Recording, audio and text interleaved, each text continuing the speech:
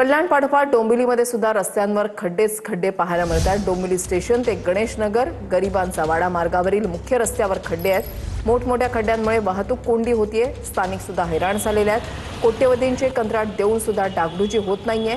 केडीएमसीच्या कामकाजावर नागरिकांकडून संताप व्यक्त करण्यात आलाय। शाळकरी मुलं आणि ज्येष्ठ नागरिकांना सर्वाधिक फटका बसतोय। हे खड्डे नेमके कधी बुजवणार असा डोंबिवलीकरांचा सवाल आहे।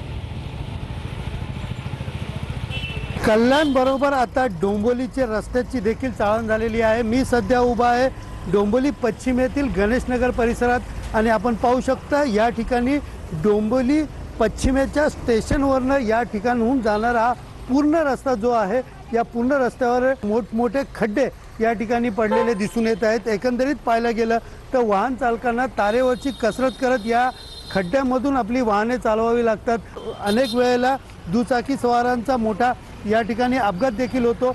अनेक वेळा तक्रारी देऊन सुद्धा या ठिकाणी खड्डा या ठिकाणी बुजवण्यात येत नसल्याने स्थानिक नागरिकांचा संताप व्यक्त केला जात आहे। हे खड्डे जे आहेत ते लवकरात लवकर बुजवावे अशा प्रकारचे मागणी जी आहे आता सर्वसामान्य डोंबिवलीकरांकडून होते।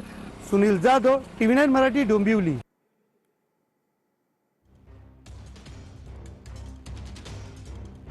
शाळकरी मुलं आणि ज्येष्ठ नागरिकांना या खड्ड्यांचा सर्वाधिक त्रास सहन करावा लागतोय। कल्याणच्या पाठोपाठ आता डोंबिवलीमध्ये सुद्धा रस्ते खड्डेमय झाल्याचं पाहायला मिळतंय।